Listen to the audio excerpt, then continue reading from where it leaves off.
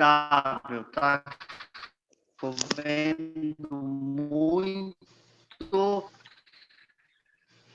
e estamos bem numa periferia aqui um pouco lá, cheia de gente.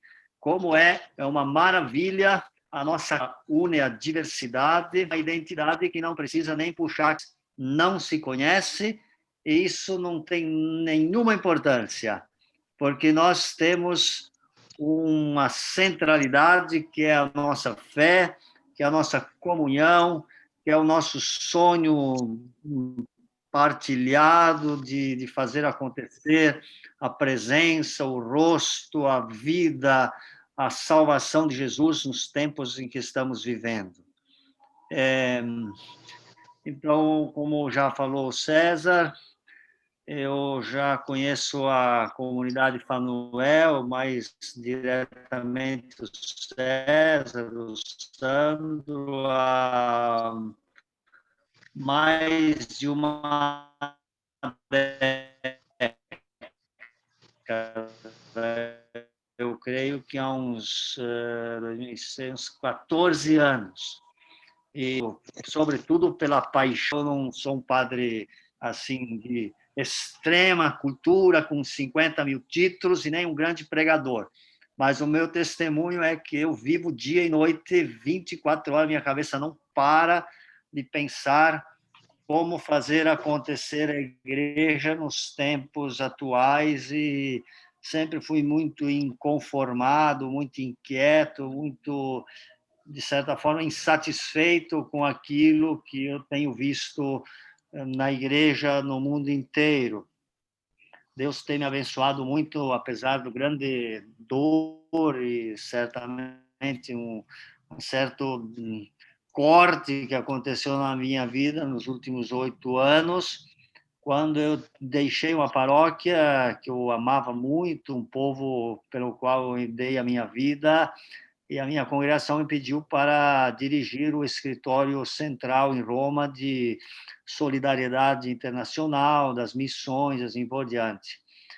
De certa forma, foi uma bênção, porque eu aproveitei a ocasião para conhecer mais de 100 paróquias em 17 países, por onde nós temos comunidades, passando por 4 países da África, vivendo também na Índia, América Latina, e passando também por Malta, cuja leitura fala hoje também, quando celebramos a festa, a dedicação das basílicas de Roma, São Paulo e São Pedro, fala dessa viagem, da passagem de Paulo pela ilha de Malta. E era isso que eu queria assim dizer no começo. Ontem à noite eu estava buscando assim dizer, o que eu vou abrir esse nosso encontro. Qual é a palavra de Deus que pode nos ajudar? Aí eu pensei, bom, acho que a palavra de Deus pode ser o Evangelho do domingo, dos talentos. Bem, ótimo, a dos talentos é uma boa passagem, mas depois eu disse, bom, pode ser também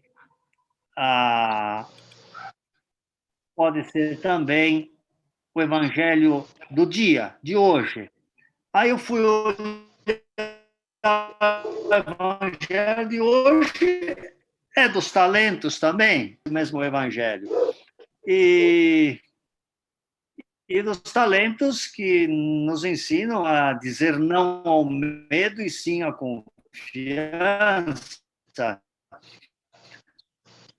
a acolher essa missão que esse homem que foi viajando de missão, vamos dizer assim. Depois vou folhear ainda um pouco mais adiante umas páginas, vejo que hoje é também a dedicação das basílicas de São Pedro e São Paulo. Bem, então aí terminou com a festa, né? No bom sentido, porque as colunas da igreja, a igreja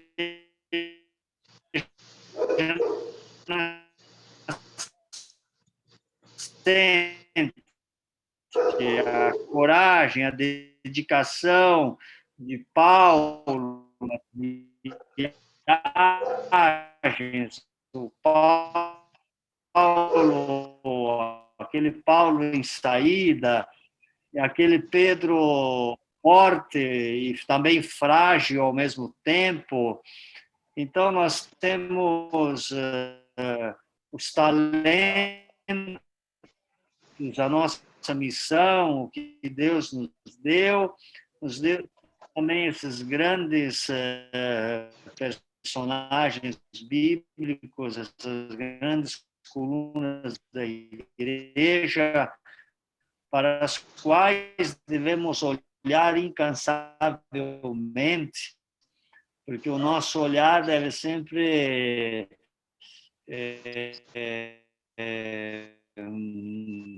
pairar sobre as luzes da história e, ao mesmo tempo, projetá-las para o futuro.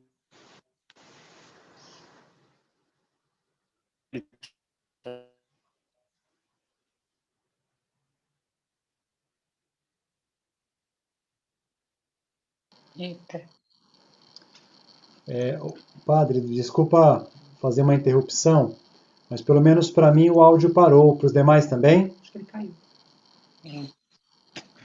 Para mim parou também. Vou parar a gravação aqui e tentar reatar com ele. Falta de fé. Aí, ó. Vou até tomar uma água agora. Mas é verdade. Os textos bíblicos que nos circundam nesses dias são muito oportunos para a evangelização e então eu creio que nós estamos no caminho certo. Deus quer nos abençoar com a sua palavra e também com os desafios que estamos enfrentando nesse tempo. A pandemia deixou claríssima a necessidade de cada ser humano olhar para o seu entorno e entender que faz parte de um todo, de um sistema integrado e amplo. Isso transforma as pessoas e esse é o tempo, digamos que é a conclusão de um ciclo e o começo de um novo caminho que contempla o velho, mas abre ao novo, que respeita o passado, mas que olha para o futuro. Eu acho que o pós-pandemia exige de nós todos, da igreja, uma nova postura, não só da empresa onde a gente trabalha, né? Por sinal, não fez como a igreja que parou tudo. A maioria das paróquias, eu tenho visto, pararam o caminho. Algumas continuaram pela internet, outras nem isso. Foi, assim, digamos, uma estagnação. As empresas buscaram alternativas rápidas para não falir, souberam reinventar-se para não sumir do mapa, souberam buscar novas estratégias de chegar ao cliente, de cuidar dele. Isso é uma grande provocação para nós. Eu, pessoalmente, sinto uma provocação enorme vendo o mundo econômico se adaptando e vendo que talvez eu não consiga, no meu ambiente, na minha comunidade ou na minha igreja em geral, ver que a gente ainda não tenha caído a ficha de uma adaptação. E creio também que seja inadmissível que nós, como igreja, pensemos em voltar tudo como era antes, ou simplesmente permitir que quem se afastou nos últimos tempos volte nos mesmos moldes daquilo que fazia, apenas para se sentir bem. Inadmissível não ver os sinais dos tempos, as mudanças do mundo, os apelos do Papa, da Igreja, da realidade que nos cerca, dos pobres, o que a Igreja e o mundo esperam de nós. Tem no ar uma grande pergunta. Eu estava pensando também que a pandemia, de certa forma, ela devolveu à Igreja uma parte do que lhe pertence, do que sempre lhe pertenceu, que é a parte das casas, dos lares, de certa forma, transformar todo o lar num altar vivo, vivente, A igreja, a família, a igreja doméstica, continua sendo uma grande oportunidade de viver a igreja em casa, essa asa pequena que foi sumindo ao longo do tempo.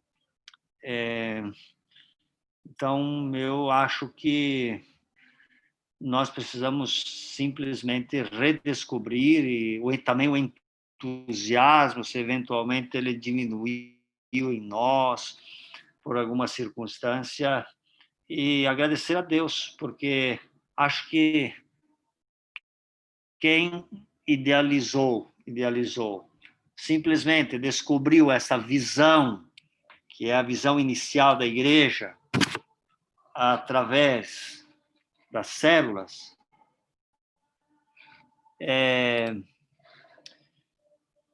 já antecipou um pouco a urgência deste momento. Nós já estamos, digamos, preparados e convencidos de que aquela forçadura, aquele empurrão que a pandemia tem dado para a igreja nesse momento, quem já estava reunido em casa entendeu que era só continuar fazendo aquilo que estava fazendo e fazendo de maneira ainda melhor, mais espalhada, mais difusa, com mais ainda convicção. Mas acho que isso não é automático, não é no automático, não. Precisa realmente invocar o Espírito sempre para que ele não deixe a gente desanimar ou achar que aquilo que estamos fazendo não é importante, mesmo que seja de vez em quando soframos todos a tentação do comodismo, do desânimo, assim por diante. Temos que ser assim semeadores do entusiasmo, porque entusiasmo gera entusiasmo, presença chama presença, ânimo gera ânimo, pessoas aproximam pessoas e vida produz vida, e a gente vai seguindo em frente. Eu quero mostrar ainda aqui, vamos ver se eu consigo partilhar a tela com vocês, sobre algumas coisas que andei escrevendo ultimamente, que me pareceram assim provocativas, porque quando tem muitas coisas que convergem na mesma direção, significa que há uma comunhão em torno dessas ideias e de que nós não precisamos duvidar muito e fazer muitas perguntas. É só caminhar. Primeiro fato importante, olhando para o futuro da igreja, é que nós não temos nunca que começar as coisas do zero. Sempre tem um caminho feito por onde a gente passa, por onde a gente chega. Tem já uma experiência acumulada. Tem pessoas que já doaram a vida. Tem células que nasceram antes de nós. Tem células que morreram, mas tem células que ressuscitaram, que multiplicaram, que cresceram. Hoje os tempos são para grandes sonhos e grandes sonhadores, porque grandes são os desafios e as mudanças rápidas.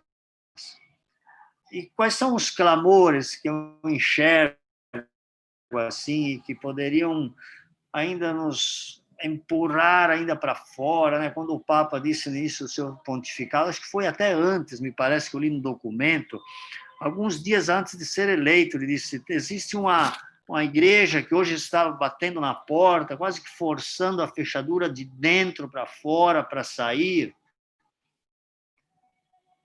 E essa igreja continua clamando o quê? Aquilo que clamou Jesus: ide e anunciar o evangelho a toda criatura. Então tem o clamor de Jesus que nos impele, que nos anima sempre, está sempre no nosso ouvido dizendo: ide e anunciar o evangelho. Eu estou aqui numa paróquia com aproximadamente, calcula-se, de 70 a 80 mil habitantes. Um padre e meia dúzia de catequistas, mais um pouco de pastorais, mais alguns terço de homem, terço de mulher, terço nas casas. E fico pensando, pelos números, assim, que acho que talvez alcancemos 3%. Vamos dizer que os católicos sejam a metade, 40 mil, 30 mil, a gente alcança 3, 4% desse povo que recebe a fé, que ainda desejaria encontrar Jesus através de nós, né? Porque a gente está um pouco iludido, eu acho, na minha opinião, com essa internet, com essas redes sociais, e a gente fala que estamos navegando, né? Navegando nas redes. Eu acho que muitas vezes nós nem navegamos mais, já afundamos mesmo nas redes, porque não necessariamente elas estão ajudando o evangelho. Estão, olha, esse é o momento que estamos vivendo agora, está ajudando. Mas há também muita dispersão, há também muita dificuldade, há muita também distração e falta de sinergia, né, de aproveitar o momento histórico. E esse de anunciar o evangelho continua batendo na nossa cabeça, mas eu fico pensando quando a gente fala da igreja nas casas e estou esperando que alguém me apresente outra alternativa para alcançar toda essa multidão que não seja essa da igreja nas casas, formação de lideranças, de superar essa lacuna típica do mundo católico. Ei lá, vocês estão me ouvindo ainda? Jesus, estão me ouvindo? Positivo? Muito bem, olha que família ali, ó. No templo não dá para fazer as coisas aí. Quem é que está por trás de nós? As nossas casas, né? É a casa, é normal. Um pouco de bagunça, uma janela quebrada minha aqui, tá? É nós, é que nem a nossa vida, né? Não tem muita frescura. A gente tem que ser essa igreja. Eu estava mostrando o texto aí, agora não sei, não sou muito prático esse negócio. O que o texto falava? A voz do evangelho, né? Que Jesus está dizendo ainda para nós. A voz do Papa clamando. Como é que eu vou alcançar esse povo se não tem alguém que vai me mostrar? Eu não estou enxergando outra alternativa. Eu estou acabando cada vez mais convencido de que nós temos que realmente sair para fora e tentar multiplicar esses pequenos grupos e depois estabelecer novamente conexões, como diz ali o projeto, né, a pequena e a grande asa. E o Papa fala da saída, do encontro, da evangelização de pessoa a pessoa. Agora ele me vem com essa de todos os irmãos, mas que maravilha! Ainda o pessoal critica o Papa, mas não tem juízo. Todos os irmãos, como é que ele fala da amizade social? O que é amizade social, meu povo? Isso daí. Amizade social é aquilo que a gente aprendeu, eu aprendi lá no comecinho, quando descobri as células, né? Essa questão do relacionamento, da aproximação pelo interesse do outro, de começar a servir a pessoa, de sair da egovisão e entrar na alterovisão. Depois, para acabar de vez com a festa de quem não entendeu o recado, vem a voz da CNBB e fala das comunidades eclesiais missionárias. E ainda me faz dar um terceiro capítulo inteiro, não sei com quantos subtítulos, Igreja nas Casas. Aí é só festa, né? Porque agora estamos entendendo. Eu acho que a igreja também está entendendo no seu âmbito mais alargado. Tenho visto aí o bispo falando das células, incentivando, explicando as motivações, um trabalho muito sucinto, mas excelente, de qualidade, bem feito. Aqui na Arquidiocese de São Paulo, como nós somos vizinhos e o contágio é não só do vírus, mas também da evangelização, tem aí acontecendo ainda, né, agora meio bloqueado pela pandemia, o sínodo arquidiocesano. Vocês ouviram falar do sínodo arquidiocesano, né? Deus habita esta cidade, somos suas testemunhas num caminho de comunhão, conversão e renovação. renovação missionária. Eu escrevi: nós que não somos surdos queremos escutar essas vozes, a voz do Espírito, a voz do mundo, o grito dos que têm fome, sede de Deus, de pão, de dignidade, assim por diante. Eu tenho uma folha aqui que cita alguns dados desse sino, diz assim que 87% dos que se dizem católicos, eles acham que a paróquia, eu falo de paróquia, né? Tem importância para o bairro. Então, olha aí, quanta gente que acha que ainda tem importância, que ela pode ser significativa. Deriva ali uma responsabilidade, ir ao encontro, interessar-se, envolver-se, né? 80, vamos ver aqui, 89% acham importante que seus filhos também sejam católicos. Então, a evangelização que começa nas casas, o despertar, depois a iniciação da vida cristã, o acompanhamento, não é uma moda ou simples tradição da igreja, é Jesus que continua na história. E aqui a gente percebe que tem ainda, não obstante toda a chuva que está caindo, ela não sacia a sede do infinito, das coisas de Deus, né? Mas diz ainda aqui uma coisa grave, 53% não recebem notícias ou comunicados da igreja. O microfone do padre é curto, né? Vamos ver aqui como é que vai a situação. Vocês estão ainda me acompanhando, será? De vez em quando, deixa eu tirar essa tela aqui. Tudo certo aí, César?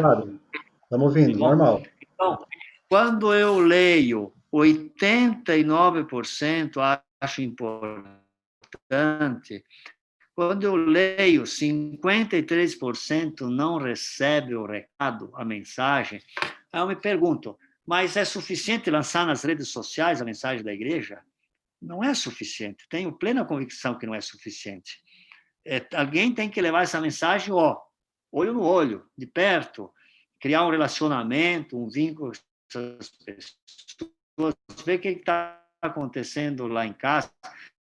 E aí, no encontro, a relação é dupla, né? Tripla, quatro, vai se multiplicando. Senão ela é unidirecional. Você não tem um retorno, não se sente o coração pulsando do outro lado. Então, são dados que estão confirmando a importância de a gente dar atenção realmente e bater na porta. 78% conhecem pouco os ensinamentos do Papa Francisco e 43%, olhem esse dado, 43% raramente ou nunca fala de sua fé com outras pessoas. Por quê? Porque não foi ensaiado em casa. A gente não aprendeu, as gerações precedentes, também a nossa, da qual fazemos parte, a gente aprendeu pouco essa dimensão de falar da fé e partilhar. A gente ficou assim meio... eu me lembro sempre nas primeiras vezes que a gente falava da igreja nas casas, diz bem, se a gente se distrai um pouco, a turma volta todo para o templo e está sempre ali debaixo dos teus pés, aquela meia dúzia, e não vai para de volta, não vai para as casas. Acho que nós não podemos reduzir, de fato, o nosso empenho, a nossa dedicação. Eu estou, de novo, como um jovenzinho, sonhando novamente redescobrir, no meio desses conflitos pandêmicos, a atuação que ele nos faz continuamente, porque acho que o Evangelho ele nos provoca a todo momento, juntamente com a realidade e com as vozes vivas do tempo que vivemos, da igreja, agora com essas diretrizes aí até 2023, esse ano ficou meio capenga, né? Porque a gente não sabe, não deu para organizar muita coisa, mas está tudo na nossa frente. Temos a legitimação assim da fé, mas também das metodologias que convergem nessa direção. Aliás, eu ia falar no começo também que esse nosso momento nós iríamos dedicá-lo, de certa forma, apaixonadamente, como forma de gratidão ao Dom Pidge, né? Que talvez esteja fazendo sua passagem para encontrar a Pauleta, né? Que foi a grande incentivadora que acompanhou esse projeto pelo mundo afora, visitou a gente no Brasil muitas vezes. Por uma coincidência histórica, numa noite de domingo, veio hospedar-se na minha casa, o Dom Pidge, e foi ele que insistiu para que eu fosse depois para a Itália, no Congresso. Enfim, foi uma descoberta boa e nós estamos apostando num ideal de uma pessoa que não tinha uma teoria na cabeça, tinha uma convicção, estava em chamas o coração desse homem. E a igreja, na comunidade, também deveria ser assim. Então, eu espero que o bem que esse homem fez, as chamas que ele espalhou por onde passou, continuem incendiando os nossos corações, fazendo arder o nosso entusiasmo, como fez arder o Jesus caminhante com os discípulos de Emaús. A organização da igreja, decididamente, espero que caminhe na direção das famílias para continuar a construção de pontes, de canais, de redes que vão penetrando, vão entrando, vão silenciosamente contagiando as nossas grandes cidades, especialmente as grandes cidades, né? Porque às vezes os bairros de periferia são multidões de pessoas e a gente não sabe, assim, só umas torres, aí alguns prédios que tem, já seriam comunidades inteiras de tanta gente que nós temos para alcançar para Jesus.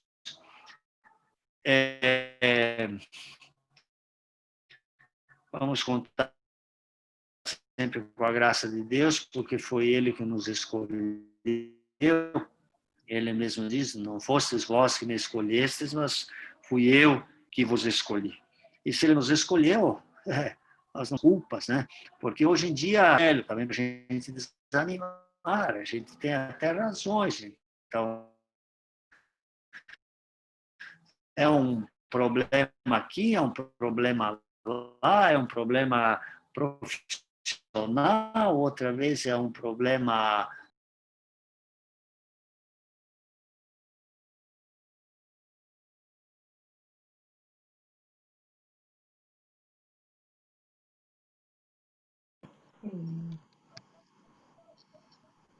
vai ou não vai?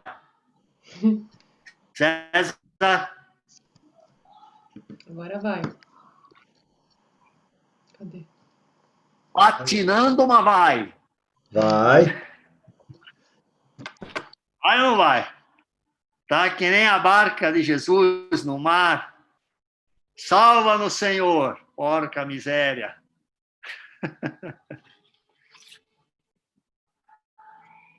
Tá escutando? Tá bom? Tá. Então, mais uma pequena consideração ainda das nossas casas, né?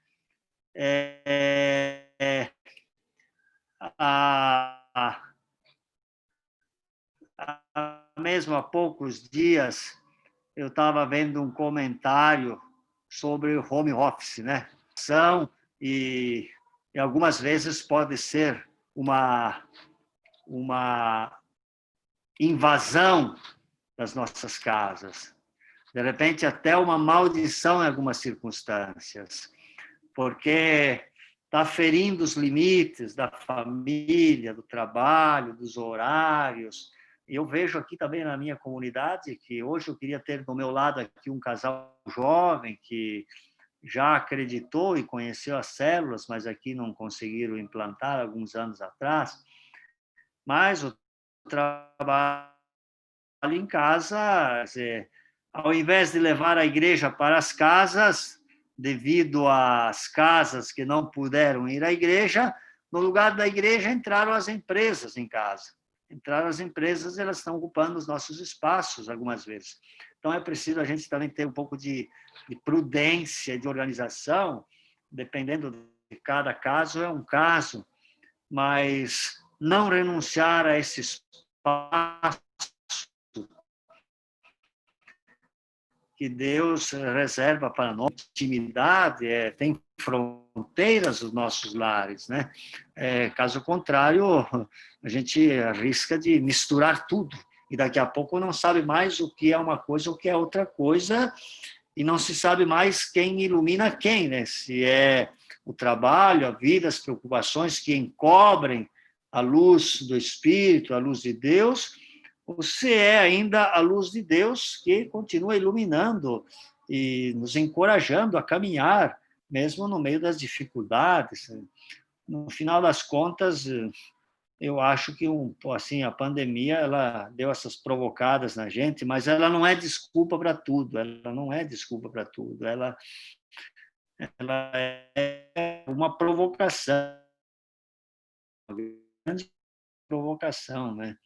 Para que nós contagiemos também as nossas famílias também com um jeito diferente de ser igreja, que não vai ser substituída pela internet, absolutamente, mas que ela pode aproximar pessoas, pode levar ao conhecimento de pessoas, que a igreja é uma cuidadora de gente, e que pessoas juntas valem mais do que pessoas sozinhas e isoladas. Porque pessoas consolam pessoas, encorajam pessoas, animam pessoas, levantam pessoas. Nós não temos condições, não se sustenta o mundo do isolamento, né? A gente fala de isolamento social, vamos dizer um distanciamento social, mais do que um isolamento. O isolamento realmente em todos os sentidos, o isolamento ele cria dificuldade. Não é aquele isolamento positivo de quem se retira com Jesus para um lugar deserto, silencioso para a oração. Esse de certa forma, é um retirar-se, é um retiro que não é um isolamento de fuga e de medo. Mas eu continuo acreditando que tem muita gente disposta e que está acordada, né? Porque o mundo é meio assim, né? Tem gente que sofre de insônia, tem que tomar remédio para dormir, mas também tem gente que passa a vida inteira precisando de alguém que o desperte, né? Então, acho que também isso é importante, né? Que a gente se sinta chacoalhado e abra a nossa mente, né? Nós possamos semear um mundo aberto, porque a palavra de Deus é aberta. A igreja tem que ser aberta, tem que ser em saída, senão, livro, guarda-chuva e mente, se é fechado, não serve para nada, né? Tem que abrir o livro, o guarda-chuva e a mente. E o coração, obviamente, né? Porque ali é que funciona.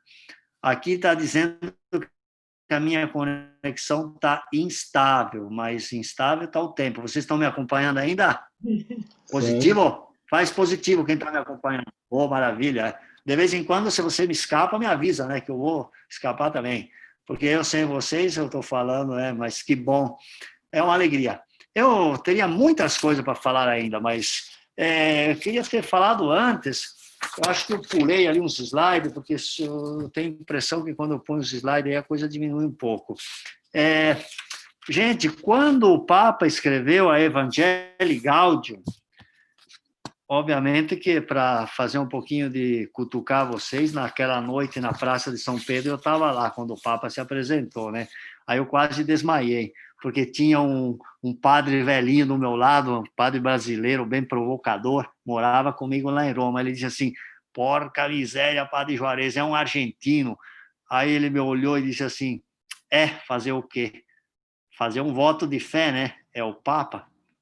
Aí depois me ligaram logo da Argentina, tem uma tia que é missionária lá numa periferia, me ligou, não, esse Papa é gente nossa, esse vai dar certo. Seguinte, quando eu li a Evangelii Gaudium, que é o plano de governo do Papa, a tradução do Evangelho para o nosso tempo, eu dei uns 3 pulos na cadeira, disse, uma porca miséria, esse Papa aí, eu acho que deve ter lido sobre a célula, sobre a igreja nas casas.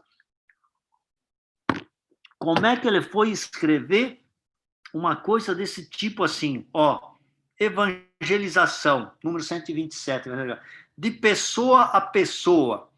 Hoje a igreja deseja viver uma profunda renovação, é a pregação informal, ser discípulo significa ter a disposição permanente de levar aos outros o amor de Deus, e isso sucede espontaneamente em qualquer lugar, na rua, na praça, no trabalho, no caminho, essa coisa da superação do território assim legalista e de tantas leis pesadas também que não libertam.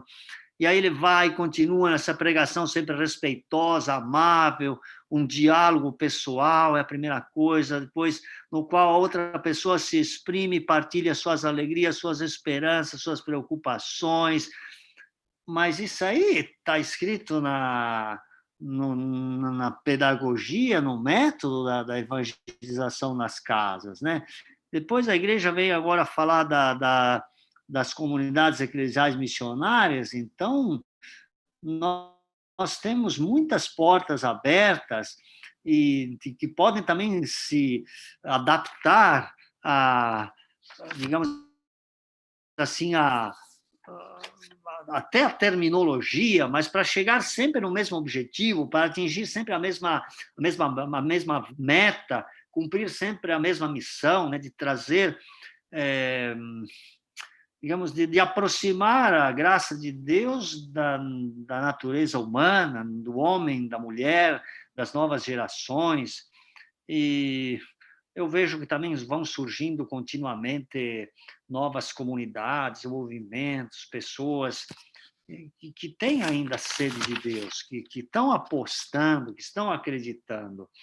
Então, apesar de todas as dificuldades e crises que a gente enfrenta, coisas que a gente está vendo por aí, eu acho que nós temos grandes chances de continuar bem o caminho, né? Aí eu estava falando antes, né? O que a ordem de Jesus, né? E depois o como. Aí o Papa fala, se o Evangelho fala o que, o Papa fala como, né? De pessoa a pessoa, nessa pregação do diálogo pessoal, no anúncio, assim por diante. Então, eu creio que por aí que nós vamos construir comunidades configuradas pela missão, com boas motivações, né? Uma comunidade que começa a pensar-se a partir do porquê, por que nós estamos fazendo, por que nós estamos essa missão, a presença de testemunho que segue um modelo teocêntrico, cristocêntrico, trinitário. Nós olhamos cada carisma como uma graça, cada pessoa com a sua capacidade, também com a sua limitação, capaz de alcançar outros irmãos. Uma comunidade que não tem um programa missionário, mas que tem Deus, que é o Deus da missão. E é Ele que conta com a comunidade pequena para levar a cabo o seu programa missionário. Nos últimos 100 anos, o Ocidente veio perdendo o sentido da família extensa, né? Nós falamos do oikos, da comunidade, o pequeno grupo de relacionamento, assim por diante. No final, é isso que vai acontecendo, que reúne o primeiro núcleo celular, e o Ocidente foi perdendo o sentido da família extensa. Abraçamos a fragmentação, o individualismo consequente, além da terrível proliferação de famílias monoparentais, em geração só a mãe. E o sentido de família extensa ajudará também hoje a igreja a sobreviver e a superar dificuldades e perseguições, a solidão, a depressão, o estresse, a superpreocupação. Falar de comunidade missional, então, é descobrir a igreja como oikos, como família extensa em missão. Comunidade como verbo, não substantivo. Pessoas unidas pelo chamado de Deus e não pelos laços de sangue ou afinidades humanas. É uma construção que une sinergias e relações mútuas. Quando não se consegue, isso persiste as divisões, as críticas, a luta pelo poder. Então, a comunidade não se forma, mas se deforma, torna-se monstruosa. E o ponto de partida deve ser, então, o mútuo reconhecimento, que ninguém fica excluído. Mas eu queria falar dessa ideia das comunidades, da família, digamos, alargada. Existem algumas culturas, que então é um fato cultural. Por exemplo, na África, dificilmente uma família ela é só família ela mesma, né? Ela é família alargada naturalmente. Eu acho que no Ocidente nós fomos fechando a família. Eu, às vezes, digo na igreja, eu digo no sermão, às vezes eu falei, cuide bem da sua família, mas não deixa ela adoecer de familismo, né? Aí o familismo, ele fecha aquela família, diz, não, eu não quero saber de ninguém, eu não me meto na vida de ninguém, e aí Deus deu a vida para cada um cuidar da sua, mas não é bem assim. Não é bem assim que Deus deu a vida para cada um cuidar da sua. Para a gente não se meter demais na vida dos outros, é verdade, mas não para não cuidar do outro. Deus deu a vida para que cada um cuide do outro. Essa é a verdade. E como é que a gente vai cuidar quem está longe? Quem nem percebe, às vezes, que precisa de cuidado. É como um doente. Nós vemos no mundo, e cada vez mais a gente está usando as palavras aplicadas à medicina para dizer que a sociedade está doente, que está enferma, que está precisando de cuidados, que algumas coisas são cuidados paliativos e assim por diante. No final, é porque o mundo está precisando de cuidados, mas os cuidados, algumas vezes as pessoas buscam ser cuidadas, mas no campo da fé, a maioria das vezes nós temos que buscar as pessoas para que sejam cuidadas. Então, essa ideia de alargar um pouco o círculo da família, com outros amigos. Quantos testemunhos, César, vocês, que hoje tem mais na cabeça a coordenação da comunidade, quanto eu também escutei centenas de pessoas dizerem isso. Padre, aquele encontro, aquela oração, aquela célula me salvou. Quantas pessoas que estavam assim, sem rumo, sem enxergar direito, sem uma luz, sem amigos, naquela multidão que rima com solidão. A multidão não tem nada na multidão, infelizmente. Tem só gente, só números na multidão. E Jesus sempre transformou as multidões em pessoas, né? Ele foi encontrar as pessoas no meio da multidão e personalizou a relação com as pessoas e foi salvando pessoas. E foi fazendo isso diante de muita gente, na maioria das vezes, para dar testemunho. Então, ali entra também o testemunho, a partilha da nossa fé. Enfim, acho que é isso. Eu nem sei se eu falei o que devia falar ou não, mas eu digo só para vocês uma coisa, que eu continuo plenamente convicto, plenamente com vontade de acertar a cada dia, no tempo que Deus me der, na missão que Ele me confiou, de acertar. Depois, se eu errar tentando acertar, é ótimo, né? Porque o Papa falou isso também, né? Quem não erra nunca, que nunca tentou nada, né? Não inventou a lâmpada porque nunca arriscou inventá-la. Mas a gente vai tentando sempre o que é possível. Não deixe, não desanime, você que é líder, você que também não é ainda, você que trabalhou o dia inteiro, está lutando, ainda está com a criança no colo ali, ainda está dando uma madeira para ela, ainda tem que arrumar as coisas para dormir, já está pensando no trabalho de amanhã, tem trabalho para fazer em casa. Olha, no meio de tanta coisa, se a gente deixa entrar um pouco a luz de Deus, a gente se acalma e consegue administrar todas as outras coisas, né? Como é que diz a frase lá? Se a gente cuida das coisas de Deus, enquanto a gente cuida das coisas dele, ele cuida da nossa vida. Que o Senhor nos abençoe e nos proteja sempre. Olha, tem ainda mais 5 minutos.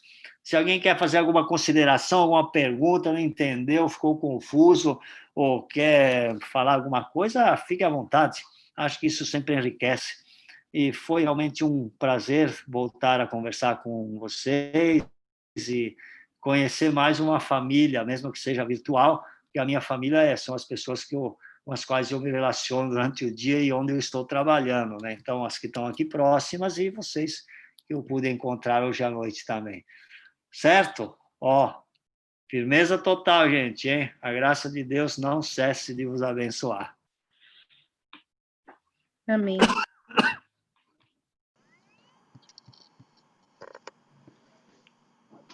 O padre Juarez fez menção, durante a fala, ao padre Pigi Perini, que é o fundador do sistema de células. Vocês lembram que sexta passada eu falei um pouco da história.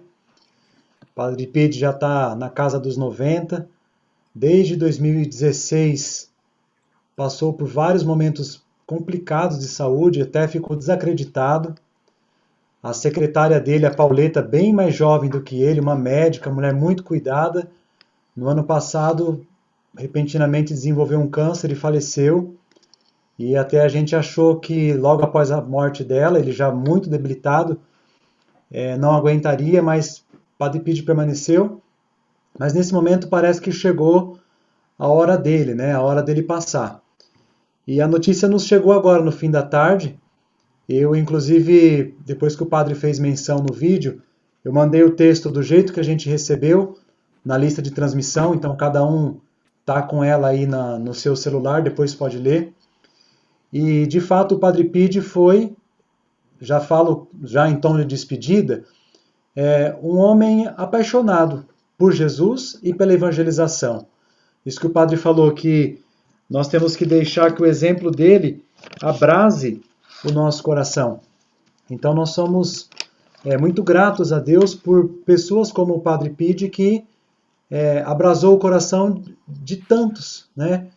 E, de fato, o padre Juarez teve a graça de acolhê-lo em sua casa, né? E ele visitou a paróquia. O padre, na ocasião, fez até uma entrevista. E depois o padre foi, né, a Milão, conheceu o sistema de células também. E nos últimos anos, quando a gente teve a oportunidade de estar lá nos encontros de promotores, nas reuniões, algumas vezes nós tivemos com o padre Juarez, que mediou. E o padre Juarez é também um desses que tem o coração abrasado, que é usado por Deus no seu entusiasmo, no seu testemunho, na sua coragem. Então, uns cumpriram sua missão, estão passando, outros, né, nós aqui estamos no meio no meio dessa travessia. Por favor. E a gente precisa ter o mesmo entusiasmo, essa mesma energia, essa paixão, esse sonho. E vai de encontro com o que a gente falou na sexta também. Então, para mim, é muito gratificante essa nossa terceira formação. E eu vejo que realmente, como os discípulos de Emaús, que estavam voltando para casa desanimados, mas sentiram o coração abrasar quando Jesus forasteiro falou com eles, eu sinto que a gente é esse povo, né, de Emaús, meio querendo voltar para trás, de cabeça baixa, mas Deus preparou, né, esse forasteiro hoje aqui para a gente, o Padre Juarez, e virtualmente para dizer, olha, vamos voltar, né? Vamos voltar ao entusiasmo, vamos voltar à paixão, ao primeiro amor.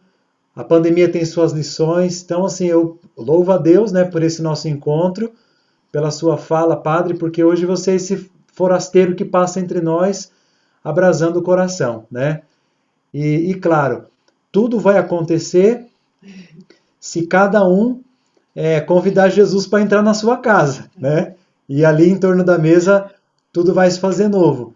Então a gente está caminhando para isso, estamos quase chegando na aldeia e vamos convidar ele para entrar em casa e fazer a obra. Então a minha palavra é apenas isso, né? Essa menção ao Padre Pigi e essa palavra de gratidão, né, ao Padre Juarez. Se outros irmãos quiserem dizer, talvez o Sérgio, a Gabi... Hoje... né? Pode falar, Padre. Hoje faz um ano exatamente no dia 18 de novembro do ano passado, houve o segundo encontro do Papa e e praticamente hoje que talvez se conclua o ciclo do Padre Pide, um ano depois do último encontro com o Papa. Mas vamos em frente, quem semeou, está aí a semente. Nós temos que cuidar da semente, tocar o barco em frente com todo o gás. Pode falar agora, eu chego, não falo mais. Eu só quero agradecer, e a Deus em primeiro lugar, pela oportunidade do Padre Juarez estar conosco nessa noite, né? É uma caminhada longa, né, Padre? Já há 8 anos Sérgio. em contato presencial com o Padre andou rodando o mundo em missão, mas eu anotei algumas coisas aqui muito interessantes que o Padre Juarez nos trouxe nessa noite. A questão da esperança própria, porque não é uma esperança aérea, abstrata, né? Mas é uma esperança naquilo que a própria igreja já tem nos falado, né? O Papa citou aí, o padre citou algumas falas do Papa, citou a Evangelii Gaudium, e são coisas completamente atuais, né? Que muitas vezes passa desapercebido para a gente, mas que são sopros do Espírito para nos preparar para momentos como este, né? As celas realmente são uma grande alegria. Trabalhamos com o padre lá na paróquia no Jaçanã, no período de transição, né? Eu pessoalmente fui lá algumas vezes, depois no período de preparação da liderança, e eu vi a alegria e o empenho do padre, e que essa alegria contagiante de ser um grande evangelizador como o padre possa tomar conta também do nosso coração como líderes a partir dessa noite, né? Nós, com certeza, estaremos num processo de retomada, né? Mas é como eu disse, não é nada abstrato, né? A própria igreja ela tem nos encarregado de preparar para esse momento, e eu acolho essas palavras do Padre Juarez aí com muita alegria e com muita esperança também.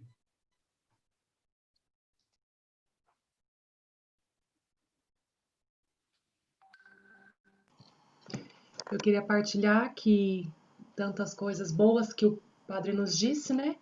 Eu grifei uma aqui que eu acho que pode sintetizar e nos recordar do nosso trabalho, né? Como o padre disse, às vezes a gente fala tanta coisa, a gente não consegue reter muitas, mas eu quero reter essa, né? Que a igreja é uma cuidadora de gente. E nós somos a igreja. E nesse tempo de pandemia, eu particularmente no meu trabalho aqui na comunidade me vi de mãos atadas, né? Para exercer tantas coisas que a gente costumava fazer, mas eu não deixei de cuidar das pessoas, né? Hoje mesmo, antes dessa formação, estava aqui tentando ajudar uma outra pessoa. Eu acho que com distância ou sem distância, nós sempre temos pessoas para cuidar. E eu quero reter isso dessa noite, né? Que passe o que passar, com poucos ou com muitas células, com muitas coisas para fazer ou não, eu quero sempre cuidar das pessoas. Então, às vezes eu me vejo assim, será que eu estou fazendo alguma coisa?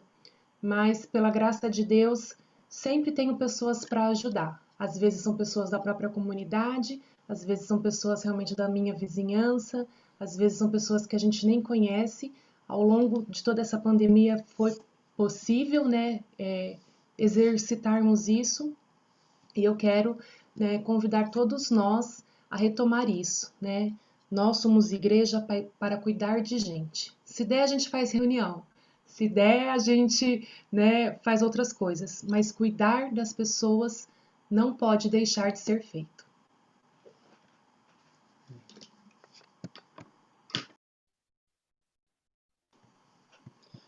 Cadê o Marcão? O Marcão também conhece o padre das antigas. Quer falar aí, Marcão? Como é que está o Marcão? Não viu o Marcão na tela? Mas o senhor vai ver.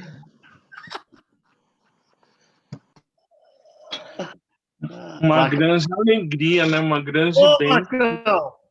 Tudo bom? Lá. Uma grande alegria, né? Uma grande bênção, né? Voltar a isso. É como César disse mesmo. É um reavivar, né? Dessa visão, né? Que Deus nos deu, né? Pude experimentar isso, desse cuidado, né, com as pessoas. E esse tempo da pandemia, né, tem ensinado isso mesmo, lá no trabalho, né? Tenho tido a oportunidade também de estar ajudando várias pessoas, de estar se aproximando e enxergar essa importância dos relacionamentos, né, na vida para evangelização, para evangelizar, né? Uma grande alegria rever o padre, né? Também pude estar lá muitas vezes, né, falando das células e tudo mais. É uma grande alegria, edificou muito essa formação.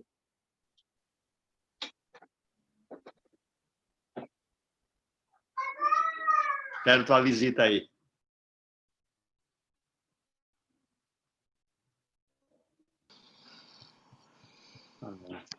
Pronto, alguém mais quer falar?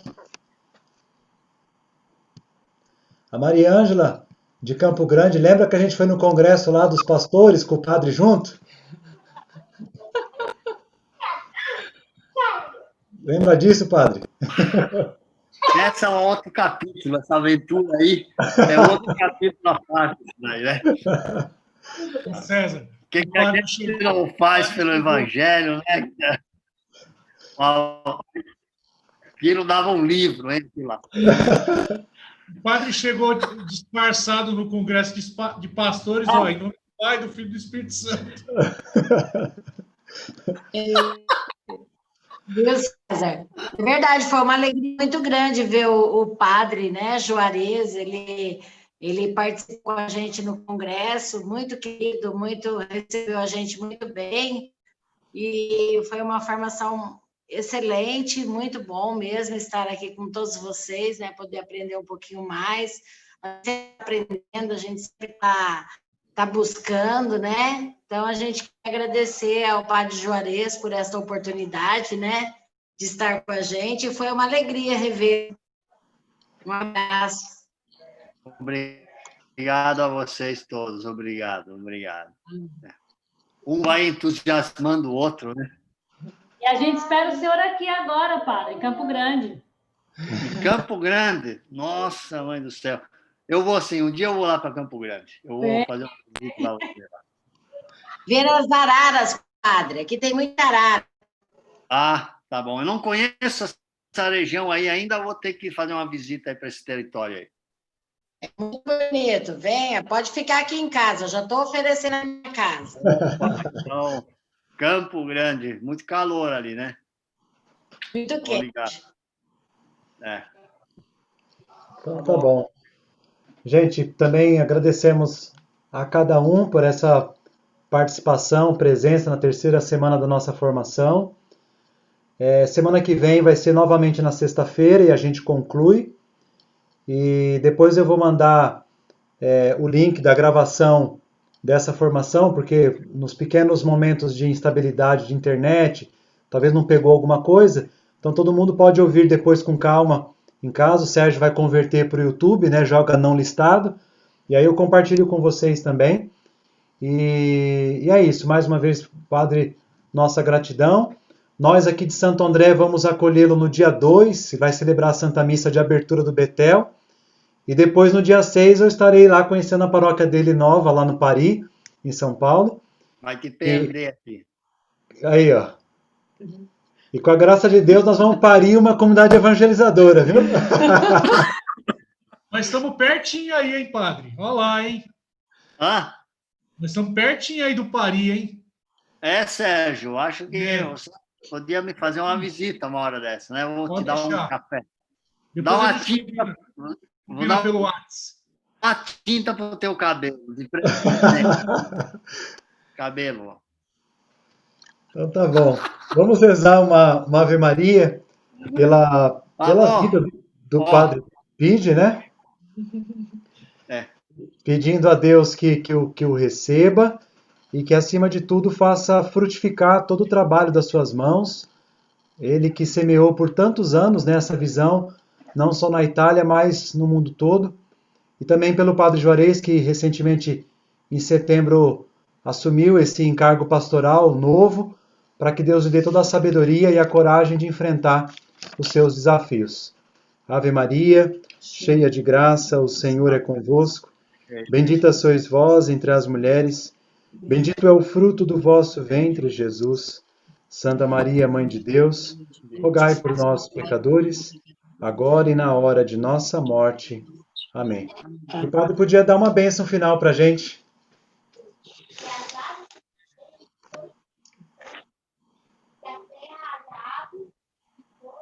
Ouviu? Padre, ouviu? Muito bem, então. Vamos pedir que Deus nos encaminhe sempre para... Sim. Então, o Senhor esteja convosco. Ele está no meio de nós. Hoje, na dedicação das basílicas de São Pedro e São Paulo, por intercessão dos realizadores, santos em saídas, sem fronteiras, que levaram o Evangelho ao coração de tantas pessoas nas primeiras horas da era cristã. Intercedam por nós para que sejamos corajosos, criativos, dedicados e apaixonadamente evangelizadores. A graça do Senhor nos sustente, abençoe as vossas famílias, os vossos trabalhos, os ilumine nos desafios da caminhada, os dê a serenidade e a paz e os acompanhe sempre. Em nome do Pai, e do Filho, e do Espírito Santo. Amém. Amém. Aos pequenos, aos médios, aos grandes, aos casais, a todo mundo, aquele abraço. Abraço. Quando vier aqui para o lado do Zona Norte de São Paulo, venha tomar um café aqui, ô amigo, certo? Eu busco vocês na estação do metrô lá, é meio longe, mas vocês chegam. Chega no mesmo dia. Então tá bom. Tchau, gente. Tchau, boa noite. Boa noite. Boa noite. E até qualquer hora. Obrigado. Até. Valeu. Até. Ficam com Deus. Amém.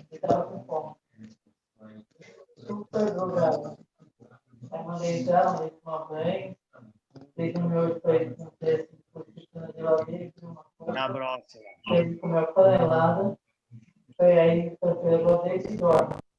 Tchau, turma.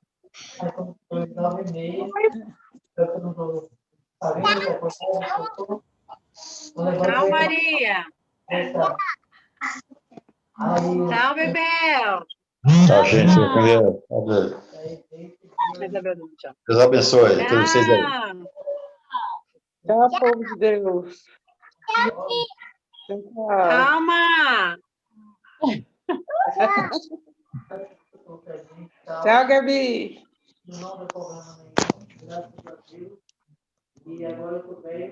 Vamos ver isso aí. Marcelo, boca aberta. Antes de eu